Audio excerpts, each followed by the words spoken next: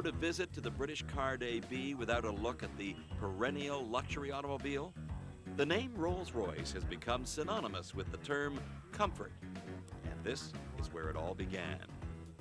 My name is Peter Nielsen, and the car is a 1926 Rolls Royce, a 20 horsepower model. It originally was shipped out to Singapore in 1926 and spent the period up till the war in Singapore and northern Malaysia. Went back to England after the war, and my dad bought it in about 1958, and it's been in the family since then. The Rolls was made in England at the time at Derby. The chassis would have been made in Derby, and the body was built by a bodybuilder in London. At that point, Rolls did not make bodies. All the bodies were made by custom bodybuilders. So this one was done by one that seems to have specialized in shipping stuff out to the Far East. So it's an open car, no heater, side screens for windows if needed. It's a delight to drive on a nice day like this. They made about 3,000 of this model between about 1921 and 28. This body style, probably 3 or 4. All the bodies, as I say, were largely custom built. So, of the 3,000, I don't know, but probably at least 1,000 are still around somewhere. Most of them in England, not many in the States. There's certainly a fair number of Rolls Royce in the States and Canada, but of the 20 cars, you don't see that many around. My dad did a fairly major restoration in '58, and I've gradually been restoring the restoration as required from time to time. These cars need regular maintenance, and if you do that, they don't need a lot more than that. It's very reliable and good runner. I aim to put several hundred miles a year on it. I drive it every few weeks in the good weather, and events like this are just out for a drive in the country.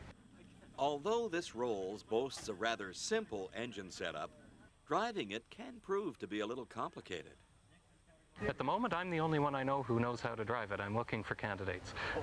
It's a little bit tricky. It's got a non-synchromesh crash gearbox that you've got to figure out, double clutching all the way up and down, and you have to know the controls. There's adjustable carburetor mixture and ignition retard in advance, so you've got to figure that out. But once you've done it, it's not difficult. I learned how to drive a standard transmission on this car when I was a kid, and I've been doing it ever since. But there aren't too many people who know how to drive them. But once you get the hang of it, they're a delight to drive. The fact that these cars are fun to drive is certainly a plus, since they're built to take it slow and steady. Okay, you have to turn that out of the way so that you don't catch the hood on the wings.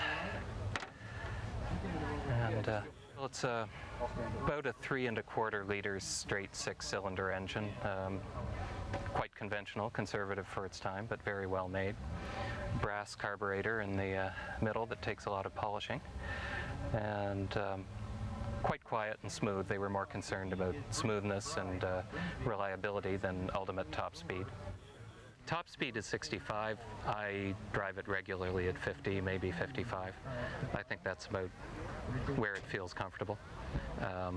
The brakes are good, but they're not modern brakes, and you don't want to outdrive the brakes. But it'll handle quite nicely on any secondary highway. Acceleration is slow, but you just have to be patient. Although the interior might look a little Spartan in today's terms, it was very luxurious in its day and is still extremely comfortable. The leather was replaced a long time ago, and the carpets are new. The dash is original. It's just a slab of wood. Controls are a bit more complicated than on a modern car. You've got a carburetor mixture control, starting carburetor and a running carb, hand throttle on the steering wheel, and ignition advance and retard on the steering wheel. And the rest are just gauges and lights and other devices for keeping track of what's going on. There are shutters that move. That's temperature control. They just move up and down from the dash. So you keep your eye on the thermometer and make sure you keep the engine temperature in a certain range. I mean, these days, obviously, you'd have a thermostat that regulates temperature, but that's how you did it then. I don't find that's a problem. The car runs quite cool most of the time. The real problem with this Rolls is keeping people's eyes on the road and not on this stylish auto. Well, they always say your car tends to go where you're looking. And so if you're looking at the car in the lane beside you, your car tends to move into the lane beside you. So I spend a lot of time getting out of the way of people looking at the car. But you can't help that.